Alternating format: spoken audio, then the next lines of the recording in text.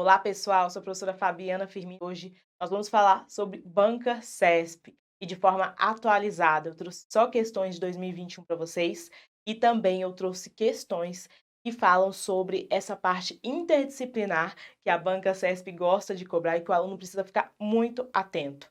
É impressionante como as questões atuais, né, que a banca CESP vem cobrando, vem cada vez mais sendo contextualizadas com a prática escolar do professor. E isso é importante o aluno concurseiro saber. Então, nós vamos resolver questões somente de 2021, são questões atualizadas, e a gente vai perceber como a banca continua cobrando conhecimentos pedagógicos, mas também sempre se atualizando, trazendo questões novas, questões da nossa atualidade, de pandemia, de tudo que estamos vivenciando, nós professores, né, que estamos vivenciando, tudo isso faz parte desse contexto das questões da banca CESP, ok? Então vamos lá, simulado, banca CESP, questões somente de 2021 para vocês. Bom, a primeira questão fala aqui a respeito de legislação, mas também, né, é algo que é um assunto que está, todos os concurseiros, né, professores precisam saber, a questão dessa universalização da educação escolar. É importante, gente, a gente poder perceber, eu resolvi todas as questões, né, de 2020 dessa banca, trouxe aqui as que falam sobre essa parte da prática do professor, fazendo alguns peguinhas, fazendo com que o aluno fique na dúvida, fazendo com que caia também nos peguinhas aqueles alunos desatualizados que não, leem as notícias, né, que sobre educação, notícias atuais, tudo isso faz parte sim desse momento pré-edital e do momento preparação do aluno. Vamos ver aqui a primeira questão. Um dos grandes desafios da educação brasileira na contemporaneidade é oferecer uma educação pública de qualidade para todos os estudantes. A respeito deste assunto, assinale a opção correta, né? Aqui trazendo para nós uma questão, né, em relação a esses desafios, né, que cada vez mais são maiores, infelizmente, e ainda mais também no nosso contexto atual, a gente pôde ver ainda mais, né, todos os problemas, enfrentar ainda mais obstáculos. Nós, como eu falo, nós é professores. Vamos lá. A baixa qualidade da educação só pode ser atribuída ao nível social dos estudantes que frequentam a escola pública. Olha só essa afirmação, né? E infelizmente, sim, às vezes a gente ouve falar, a gente vê esse senso comum associando, né, a questão por exemplo, aqui no caso, do nível social, mas isso aqui, gente, não é fator decisivo e não é só o único fator, e a gente já até estudou sobre isso, sobre fracasso escolar e no vídeo de evasão escolar. 2 vídeos nós falamos sobre isso. Então, assim, se o aluno está acostumado somente a ver notícias ou dentro do que ele percebe, ele acaba errando questões. E aqui, de fato, né, a baixa qualidade da educação só pode ser atribuída, olha só, gente, só pode ser atribuída totalmente errado, né, essa afirmação. Não é totalmente, só pode ser atribuída a isso, né, a baixa qualidade da educação a nível social dos estudantes. Totalmente errado. As escolas brasileiras equiparam-se às melhores do mundo em termos de qualidade do ensino que oferecem. Também, né, é um dado e, dentro até de discussões, a gente vê hoje em dia, né, pessoas discutindo a respeito de política, a respeito de vários outros assuntos, e alguns levantam dados, né, que não condizem com a realidade. Então, não, as escolas brasileiras, né, equiparam-se às melhores do mundo em termos de qualidade de educação de ensino. Infelizmente, não é a nossa realidade. A educação de excelência é garantida quando o número de estudantes por sala de aula é reduzido. Errado também. Cuidado, né?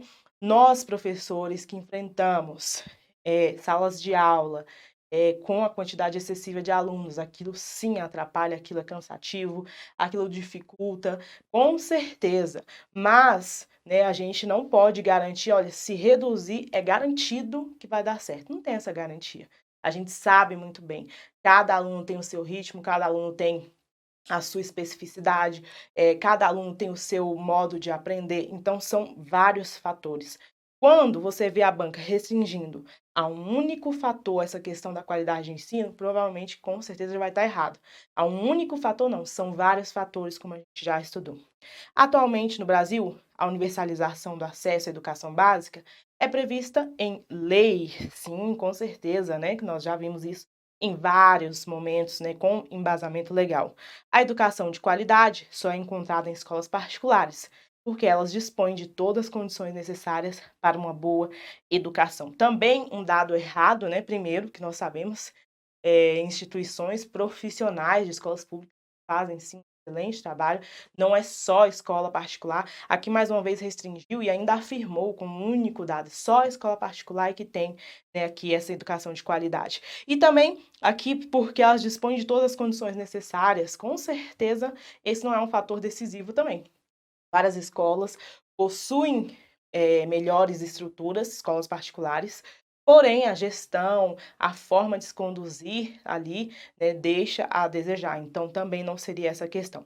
No caso aqui, letra D, gente, eu falei, né, atualmente no Brasil a universalização do acesso à educação básica é prevista em lei, a gente vê isso aqui lá no nosso Plano Nacional de Educação, aqui também no artigo 214 da nossa Constituição, certo? Universalização do atendimento escolar.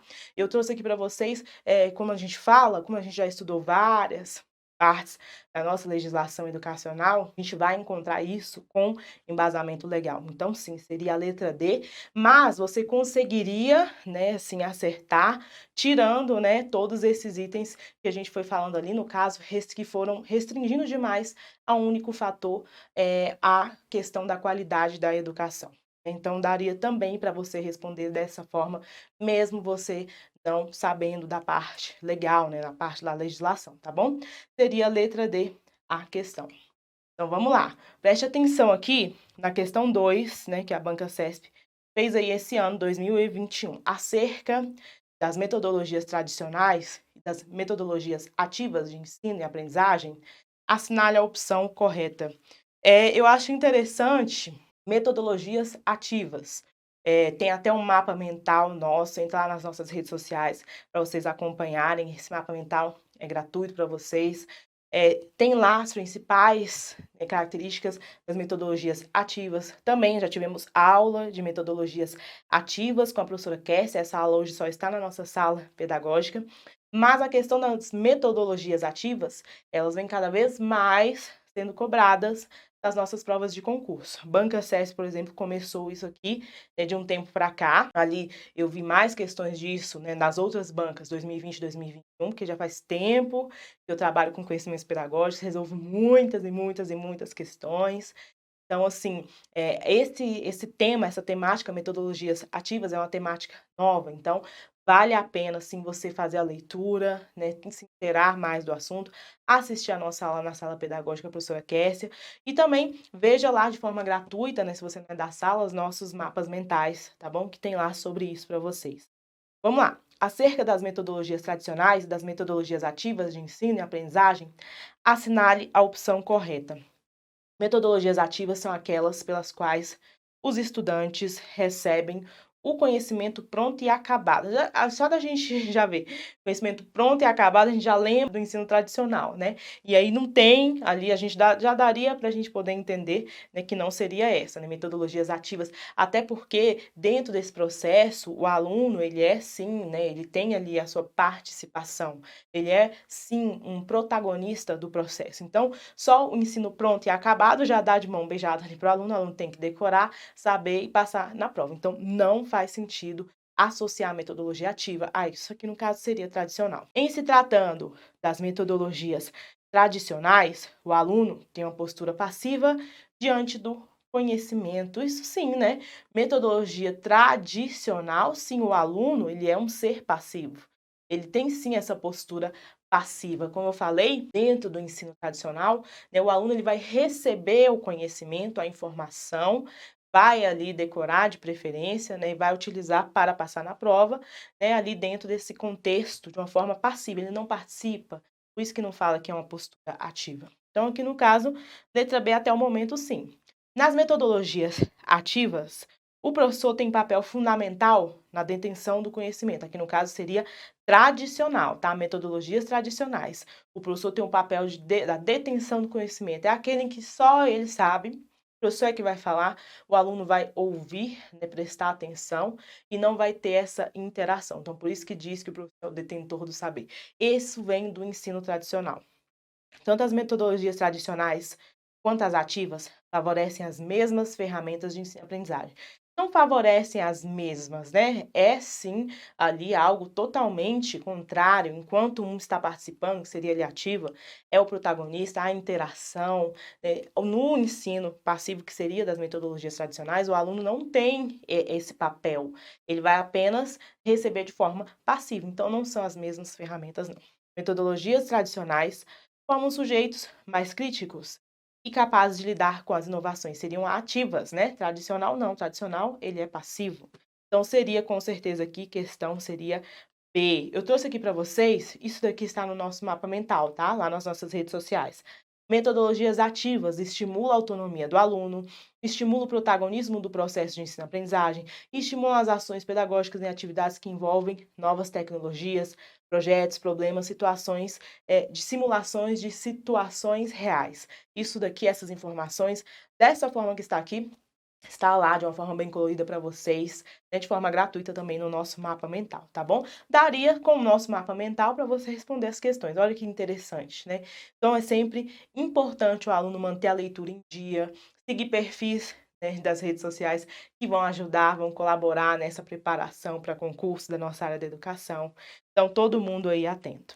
As polêmicas sobre a utilização ou não do celular no ambiente escolar ainda é tema de muitas reuniões de professores. A respeito desse tema, assinar a opção correta. Agora, olha só que interessante aqui que eu vou falar para vocês a respeito da banca CESP. Cada vez mais ela vem buscando questões, vem levantando questões em que o professor passa na prática, sabe? Quando você bate o olho, você fala, nossa, isso aqui tem demais, isso aqui eu já passei, nossa, estava falando sobre isso ontem, semana passada, na sala dos professores. Cada vez mais a banca CESP vem buscando esses elementos e inserindo nas nossas questões de concurso. E isso é muito importante, o aluno ficar atento a essa informação, a essa contextualização que a banca faz. Por quê? O aluno tem que ficar atento para não errar, porque muitas das vezes algumas situações que ele passa na prática não condizem com o que consta na nossa teoria, né? Dentro das nossos estudos de conhecimentos pedagógicos. E é aí que a banca sabe exatamente o que está fazendo. Então, muito cuidado com o senso comum, com questões que todo mundo fala e às vezes estão erradas, né, e às vezes o próprio professor está atuando de forma equivocada dentro da sua instituição, né, e justamente às vezes ele está seguindo o que diz ali a gestão, né, ali quem está conduzindo esse processo na escola particular ou na escola pública, né, o professor está fazendo ali contrato, né, ainda não é efetivo e está estudando para ser efetivo, então tem que ter muito cuidado com essa prática. E a gente vai ver muito, muito aqui em relação a isso. Então, assim, faça leituras de conhecimentos pedagógicos, acesse, por exemplo, o nosso site Pedagogia para Concurso. Lá, toda semana está um artigo com informações atualizadas a respeito da nossa área de educação. É importante você fazer essa leitura, é importante você ficar atento aos dados que estão aparecendo, mas tudo isso, né, claro, cuidado com fake news também. Então preste atenção, uso ou não do celular no ambiente escolar, né? E a gente sabe que o início, né, a gente, né, que já tem experiência, que já estava em sala de aula há muito tempo, esse início do celular causou muita polêmica, ainda causa também. Porque era aquela, muitas instituições passavam por aquela briga de, não pode usar celular, todo mundo desliga o celular e tal.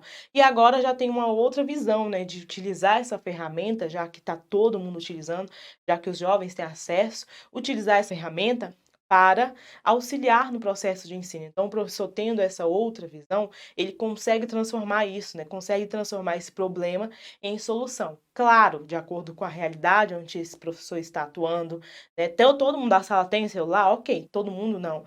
25%, 40%, então qual seria a solução? Por isso que tem que analisar bem a questão, né, para não errar. Vamos lá. A respeito desse tema, assinar a opção correta. A banca deu aqui para nós situações e quer que a gente veja qual seria a correta. Os equipamentos que acessam a internet só devem ser utilizados em sala de aula se a escola adotar o ensino híbrido. Então, só se a escola adotar o ensino híbrido é que pode ser utilizado esses equipamentos?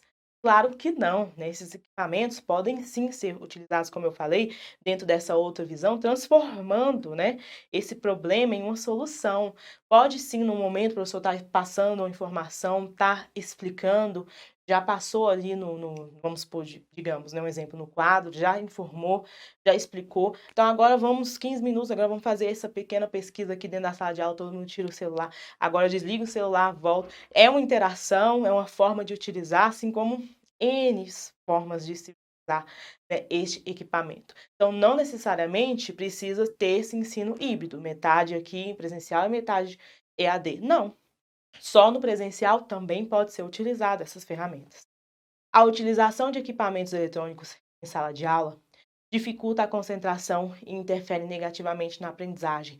Errado, né? E esta é uma visão errada de quem tem esse bloqueio mesmo de se utilizar essas ferramentas.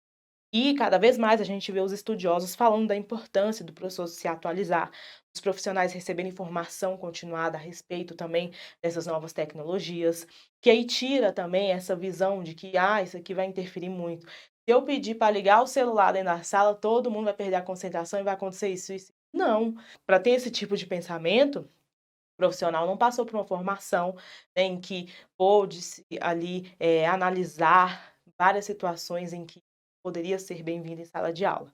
Então, cuidado, errado. Celulares são equipamentos destinados à comunicação de longa distância. Logo, sua utilização em sala de aula não favorece o processo de ensino. Também é uma visão errada. O celular não vai favorecer o processo de ensino errado. Né? Ele só pode ser utilizado para isso. Não, pode sim ser utilizado, né, dentro dessas questões que nós falamos. Convém que os professores alinhem as novas tecnologias à busca do conhecimento escolar, que é exatamente isso que eu estou falando, né? Convém sim que o professor tenha, né, essa visão de que isso pode sim ser um caminho, um ótimo caminho, pode auxiliar, pode ajudar, pode favorecer nesse processo de ensino. Convém sim. A escola trabalha com conhecimentos científicos, os quais não são encontrados com facilidade nas redes de acesso à informação disponíveis nos equipamentos eletrônicos. Como não são, né? Rapidamente você pega aqui o celular, rapidamente você tem aqui uma informação, né, à disposição. Então, não tem se você não sabe utilizar, não recebeu uma informação, não recebeu ali a informação correta de como utilizar. Aí não, mas é claro que sim, né? Que poderia estar correta essa daqui, porque, claro que sim, tem acesso rápido às informações, certo? Seria a letra D, com certeza, a questão correta. Aqui, mais uma vez, o Banca CESP trouxe para nós, né, um contexto aqui, tá? Uma situação fazendo ali trazendo um contexto da prática educativa do professor. Clarice e Marcos são estudantes do ensino fundamental em diferentes escolas, certo? Em tempos de pandemia e isolamento social, as duas escolas adotaram metodologias diferentes. Na escola de Clarice, as aulas continuaram a acontecer nos mesmos horários e tempos que antes eram definidos para as aulas presenciais. Então, olha que interessante, né? Na escola de Marcos, os professores criaram uma plataforma na qual postavam vídeos, textos e atividades, e os estudantes poderiam acessar a plataforma para fazer seus estudos em qualquer horário. Com relação a essa situação hipotética, assinale a opção correta. Quem se lembra aí da nossa aula que nós tivemos aqui ao vivo para vocês, gratuita, sobre educação à distância, em que eu expliquei, né, o conceito de atividades assíncronas e atividades síncronas, né? Nós falamos sobre isso. Aqui no caso, Clarice, essa atividade aqui da escola, as atividades da escola da Clarice, são atividades síncronas, ou seja, estão acontecendo nos mesmos horários, né? Então, ali, vamos supor, um exemplo, é aula ao vivo, né? Eu estou falando nesse momento, aqui não, né? Hoje é gravado, mas estou falando no momento aqui, vamos supor, na sala de aula, e o aluno está ao mesmo tempo comigo, e o aluno está tirando dúvida. Isso aqui é uma atividade síncrona. Agora, no caso do Marco, seria assíncrona, ou seja, foi criada uma plataforma, foi colocado ali os vídeos, né? Foram colocados os vídeos para serem estudados pelos alunos, o aluno vai fazer ali no seu horário, né, no seu momento, ou seja, é assíncrono, não precisa estar ao mesmo tempo. Então aqui foi um exemplo, né, só que a banca CESP não colocou assim para poder saber se o aluno estudou ali, viu a nossa aula de educação à distância. Com relação a essa situação hipotética, assinale a opção correta. Vamos lá. A escola de Clarice adotou atividades síncronas. Sim, a Clarice, ó, vou até apagar aqui para vocês. A Clarice seria aqui atividades síncronas porque seriam no mesmo horário, né? Aqui, ó. Na escola de Clarice, as aulas continuaram a acontecer nos mesmos horários e tempos que antes eram definidos para as aulas presenciais. Então, sim, seriam atividades síncronas. Até o momento correto. A escola de Marcos optou pelo ensino híbrido. Não, híbrido seria ali, né, que seria essa parte presencial, essa parte online. E não foi falado aqui que teria essa parte aqui de Marcos, certo? A escola de Clarice e de Marcos adotaram ferramentas assíncronas. Não, a de Clarice foi síncrona, certo? Que foi no mesmo horário. A escola de Clarice e de Marcos adotaram o ensino híbrido. Também não, atividades síncronas e assíncronas. A escola de Marcos fez uso de ferramenta síncrona. Não, seria a de Clarice que fez, certo? Com certeza seria aqui letra A. E eu trouxe aqui para vocês, só para a gente relembrar os conceitos, tá? Atividades síncronas em AD, como eu expliquei lá no inicinho, são aquelas em que é necessária a participação do aluno e do professor no mesmo instante, no mesmo ambiente. Seria ali, né, a escola de Clarice que adotou desta forma. Atividades assíncronas em educação à distância são aquelas consideradas desconectadas do momento real ou atual, que foi o caso ali do Marcos, né? Colocou ali o vídeo, foi montada uma plataforma, ali nós temos os vídeos, os materiais, os alunos vão acessar, então não precisa estar no mesmo horário, certo? Neste caso, não é necessário que os alunos e professores estejam conectados ao mesmo tempo para que as atividades sejam concluídas e o aprendizado seja adequado. E o ensino híbrido, né, que é uma metodologia que combina a aprendizagem presencial e remota, ali não foi falado no enunciado sobre isso, certo? Permitindo que o aluno estude sozinho online ou em sala de aula, interagindo com os colegas e com o professor. Vamos lá.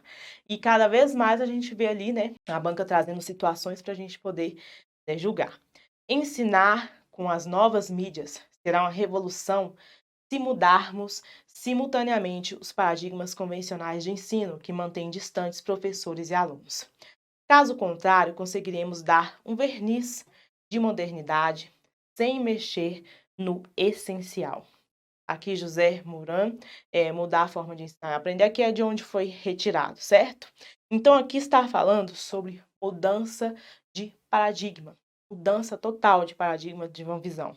Então, vamos lá. Considerando o fragmento texto apresentado, é correto associar a referida mudança de paradigma convencionais do ensino à substituição da, aí no caso aqui, seria tendência pedagógica tradicional pela tecnicista? Tecnicista não, né, gente? No caso aqui, principalmente, não é só nessa questão. Várias questões da banca CESP aqui a gente vê tentando fazer um peguinha em relação ao ensino, de tecnologias com a tendência tecnicista. Só pelo nome, só para o aluno errar, e tem que ter cuidado, né? Não é dentro dessa questão não, como a gente já estudou várias vezes. Estudamos todas as tendências também, estudamos tudo isso ao vivo, viu? Para quem não conhece, toda terça-feira estamos aqui ao vivo, toda quinta-feira tem aula para vocês de conhecimentos pedagógicos. Nós já tivemos aula de tendências, todas as tendências, depois nós fizemos cada aula da tendência separado também para vocês, tendências pedagógicas, cada uma em uma terça-feira para vocês. Tivemos aulas de multimídia educativa, educação à distância e a aula sobre TICs, são as tecnologias também. Então, assim, o aluno que nos acompanha consegue responder todas essas questões, certo? Então, pela tecnicista, não. Tendência pedagógica tradicional pela libertária, né? Aqui no caso seria até o momento sim, tendência pedagógica tecnicista pela tradicional também não. A libertária pela tecnicista, né, não mostra que seria o ensino libertário, seria dentro dessa questão tradicional que foi colocada ali no enunciado. E tendência pedagógica não diretiva pela tecnicista. Sempre tentando trazer aqui essa questão da tecnicista, gente. Muito cuidado com isso. Bom, dentro do que foi apresentado, seria sim a mudança da tradicional pela libertária, no sentido de mudança de paradigmas, principalmente porque na tendência libertária nós temos aquela visão de que não se pode ter essas relações de poder, diferentemente aqui da tendência tradicional. Então, seria essa mudança de paradigma. Vamos ler novamente. Ensinar com as novas mídias será uma revolução se mudarmos simultaneamente os paradigmas convencionais de ensino, que seria o tradicional, tá, gente? Por isso que não seria as outras tendências, que mantém distantes professores e alunos. Caso contrário, conseguiremos dar um verniz de modernidade, sem mexer no essencial. Então, seria essa mudança de paradigma, né, que tanto tem ali a tendência tradicional, e no caso que foi apresentado aqui em relação para nós, seria assim, dessa questão da tradicional para a libertária. Seria a letra B. Vamos lá. Com relação à ação docente e à organização do trabalho pedagógico, assinale a opção correta. O planejamento da ação docente é elaborado na semana pedagógica da escola e não pode ser alterado, pois é documento formal. Isso aqui em quem é o professor que participa da semana pedagógica na escola? Todos. Todos os professores. Então, a banca, sabendo disso e sabendo que tem instituição que realmente funciona dessa forma, né? Foi colocado na semana pedagógica, não, a gente decidiu ali na semana pedagógica, não pode ser mudado. E o planejamento, né, ele é sim flexível, deve ser flexível. Por mais que você atue e às vezes encontre situações em que isso não aconteça, por mais que você veja isso, professor, na hora de resolver questões é outra história. Então você tem que lembrar o que está na teoria. E a banca, sabendo muito bem disso, ainda trouxe pra gente bem um elemento que todo professor passa, que é o inicinho ali do ano, aquela semana pedagógica, né? Errado, pode sim ser alterado. O planejamento da ação docente deve ser articulado ao planejamento escolar e institucional. Até o momento, sim, está correto, né? Deve ser articulado, todos devem conversar. O planejamento de ensino com o planejamento de aula, que vai detalhar, né, esse planejamento de ensino, com o institucional, que já vem, sim, nós temos que seguir, né? Nós temos que seguir os documentos oficiais, sim. Então, tudo deve estar articulado. Até o momento, letra B. A tendência pedagógica tecnicista atende às exigências das novas tecnologias de desenvolvimento social. Tá vendo, gente, como eu falei, a banca tá gostando muito de trazer, acho que pelo nome o aluno pode se confundir, né, a tendência tecnicista com essa questão das tecnologias. E não, né, atende às exigências das novas tecnologias, desenvolvimento, ainda mais social, que na tendência tecnicista visa, sim, né, essa produção, né, ali em grande massa, essa questão do ensino próprio, técnico, para poder atender essa mão de obra. Então, é outra visão, errado. Objetivos, conteúdos, tendência pedagógica e metodologia, elementos constituintes do plano de ensino. Olha a nossa aula lá de plano de ensino, plano de aula, lá na nossa sala pedagógica. Nós vimos esses elementos.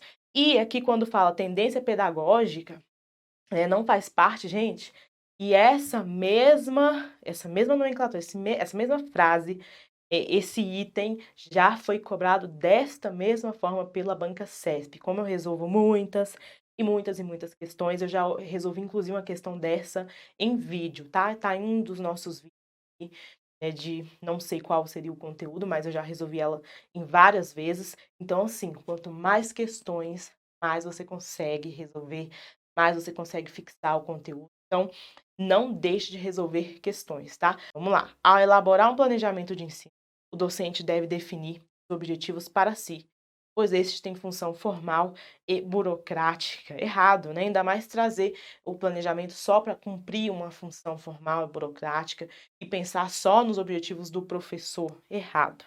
Então, seria com certeza aqui, letra B, questão correta.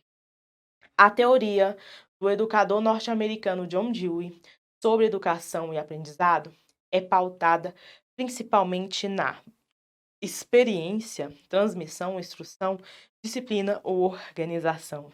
Experiência, a palavra experiência que vem, né, da nossa tendência renovada, progressivista, que a gente já falou bastante, a palavra experiência, né, aparece demais. E nessa tendência, John Dewey é um dos principais representantes, também nós já estudamos. Inclusive, tem mapa mental de John Dewey aqui nas nossas redes sociais, lá no Instagram. Então, como eu falei, você seguindo as redes também, e aí você está aqui passando, né, nas redes sociais, está no Instagram, está no Face, e aí passa a gente, tem um mapa mental, faz a leitura, e aí continua, né, no seu momentinho que você tirou só para aquilo, para as redes sociais, depois volta a estudar. Então, assim, contribui, ajuda, então não deixe de seguir as nossas redes. Tem mapa mental desse autor aqui também, John Dewey lá. E a palavra experiência é fundamental dentro da educação, que é aqui defendida por John Dewey. Vamos lá. No contexto de ensino remoto, durante a pandemia de Covid-19, o Conselho de Educação de determinado estado aprovou a progressão automática para todos os estudantes que haviam feito alguma atividade escolar, qualquer que fosse a série. Então, assim, você que está aí, né, não sei qual é o estado, vocês estão acompanhando a gente no Brasil inteiro, vocês sabem que esta é uma realidade. E aí, a questão da progressão continuada, que nós já falamos várias vezes aqui, ela é muitas vezes confundida com a progressão automática. Olha que interessante. Precisou, né, infelizmente, né, ali de uma forma tão prática e tão clara o que aconteceu no ano de 2020, ficar bem claro para, né, todos o que é realmente a progressão automática. Não é progressão a progressão automática não é a progressão continuada como muitos, né, associavam. Até trouxe aqui, ó, a promoção automática ou aprovação sem aprendizagem ocorre quando os sistemas de ensino retiram a reprovação da pauta normativa, prestam os documentos oficiais sem a garantia de reformulações e investimentos mais concisos. Essa é a promoção automática. E foi isso que aconteceu aqui, né, infelizmente, com a pandemia de Covid-19. Houve sim essa questão de retirar nessa reprovação, né, de uma forma expressa dos documentos. Então, nesse contexto, progressão automática, nesse contexto de pandemia, que foi até colocado aqui no enunciado, progressão automática é um aspecto da avaliação formativa que leva em consideração o progresso do estudante. Errado, né? Não é a avaliação formativa, é aquela contínua, cumulativa que a gente vai fazendo, desenvolvendo durante todo o processo, não é só no início, só no fim. Já falou várias vezes. Então, a progressão automática não vai estar dentro desse processo da avaliação formativa, considerando o progresso do estudante. Foi retirado justamente, né, dos documentos justamente para poder ser automático, então não tem essa consideração pelo progresso. Um fator importante para a recuperação dos conteúdos não aprendidos pelos estudantes? Não, né? Seria ali a continuada, né? Agora, a automática é para ir passar automaticamente. Então, não tem essa questão, nossa, uma visão importante para todo mundo recuperar os conteúdos não aprendidos pelos estudantes. Com a pandemia, 19, volto a repetir, essa progressão automática ficou muito mais clara em relação ao que é de fato, né? Não deu tempo, claro, não, de acompanhar aqui, né, o progresso do estudante, recuperação dos conteúdos que não foram aprendidos. Não, uma medida utilizada por sistemas de ensino para retirar a reprovação da pauta normativa expressa nos documentos oficiais sem garantias de reformulações. É isso. É exatamente isso aqui que é a progressão automática, certo? Um termo sinônimo de progressão continuada. Por que que a Banca CESP trouxe isso? Porque muitos, né, confundiam isso, a progressão continuada com a progressão automática. Gente, a continuada é justamente todos esses itens aqui que passaram em relação a respeitar esse ritmo do aluno, dar mais tempo para o aluno conseguir alcançar os objetivos esperados, né? Sim, trabalhar dentro desse aspecto da avaliação formativa, né? Ali contínua, cumulativa, durante todo o processo. Isso é a progressão continuada, em que muitos também não gostavam, muitos falavam mal, por quê? Falavam justamente com esses aspectos da progressão automática, e a banca CESP, sabendo exatamente disso, colocou uma questão assim, né, para o aluno cair no peguinha. Uma medida adotada em qualquer tempo do ano letivo, sendo parte da estruturação da escola ciclada, também aqui em relação a, tá falando sobre a progressão continuada e não a automática, né? Lembrando que a progressão automática, ela vem justamente, ou a progressão continuada trabalha justamente dentro dessa questão do ciclo. Então, com certeza aqui seria letra C. Por isso que o aluno tem que ficar atento e tomar muito cuidado com as informações de senso comum. As tecnologias educacionais têm se mostrado cada vez mais presentes e importantes para a comunidade do processo educacional. Embora existam muitas críticas em relação ao uso das tecnologias no processo de ensino-aprendizagem. No contexto educacional, o computador e a internet representam, então vamos lá, muito cuidado, né? Computador e internet representam o quê? Instrumentos mediadores que atuam na zona de desenvolvimento proximal. Pode ser sim, né? Com certeza, olha só. Instrumentos facilitadores da promoção automática, pois não é possível avaliar os estudantes por meio deles. Como não é possível avaliar estudantes usando internet e computador, algo totalmente, né, faz parte do nosso contexto atual, deve cada vez mais ser incorporado dentro do processo de ensino, dentro dessa visão, né, dessa visão positiva, né. Então, quando fala que não é possível avaliar, totalmente errado. Claro que é possível avaliar sim, com esses instrumentos. Instrumentos que não interferem diretamente no aprendizado, pois quem os utiliza não percebe sua influência. Como não, né, como não interfere diretamente no aprendizado a internet e o computador? Claros que podem sim interferir, principalmente se utilizados de uma forma correta pelo professor. Instrumentos de inclusão, porque em virtude deles, mais da metade dos estudantes de favelas no Brasil puderam continuar os estudos durante a pandemia de Covid-19. Olha só o senso comum que é, e aqui eu trago até essa questão desses debates que a gente, né, assiste por aí e, nossa, não tem nem como, né? Tem nem como concordar com um absurdo desse. Mas tem pessoas, sim, né, que defendem, né? Às vezes, por exemplo, a minha última sala de aula que eu estava foi numa escola, os alunos, né, eram muito pobres, não tinham acesso, e na minha turma toda apenas um tinha celular, só um. E eu acho interessante porque, às vezes, no senso comum, às vezes a pessoa trabalha com outra coisa, ou às vezes também é professor de escola particular, né, nunca pisou na escola pública. Então fala, não, todo mundo tem celular, então não tem essa de não querer entrar. Tem aquela visão, não sabe os dados. E eu acho importante a gente falar isso aqui para vocês continuarem em relação à leitura, dentro da nossa área de educação, em relação a dados que aparecem, façam a leitura para vocês se manterem atualizados, até mesmo para responder questões. Ó, a Banca CESP está cada vez mais batendo nisso, né, trazendo questões da prática do professor e que muitas vezes o professor tem uma visão totalmente errada, porque não acompanha os dados oficiais. Instrumentos híbridos, porque dispensa a mediação do professor, jamais pode dispensar a mediação do professor. O professor deve mediar, ele que vai desenvolver. Só a ferramenta por si só não faz o papel dela, como nós falamos várias vezes na aula de tecnologias da informação. Então aqui, ó, eu trouxe até aqui para vocês, ó, isso aqui é do UOL, se a internet estudantes de favela não consegue se preparar para o Enem, a maioria dos alunos que moram em favelas do país ficou na pandemia, ou seja, são dados que vocês precisam se informar, vocês precisam ler, né, até mesmo para não cair numa balela dessa, de que em virtude mais da metade dos estudantes da favela puderam continuar os seus estudos.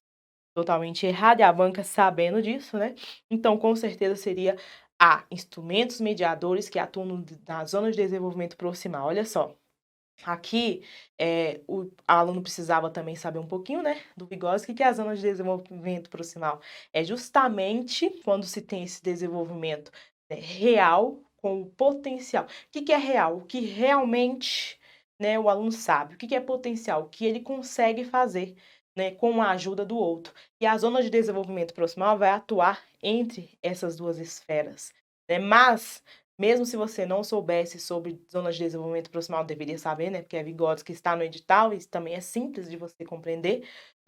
Pelos outros itens, você conseguiria sim responder essa questão, né, fazendo com que a letra A estivesse correta, ok? Vamos lá para a nossa última. O termo avaliação da aprendizagem foi substituído por avaliação para as aprendizagens, por se considerar que este último exprime mais bem o sentido da avaliação. Nós, eu dei por isso que é importante acompanhar a gente aqui em todos os momentos. Eu lembro de eu resolvendo questão sobre isso, sobre esse termo, avaliação para as aprendizagens, em uma das nossas lives do almoço, meio-dia, no Instagram. E aí a gente explicou exatamente isso. E no Currículo em Movimento, por exemplo, do Distrito Federal, né, traz bem, de uma forma bem explícita essa questão dessa nomenclatura.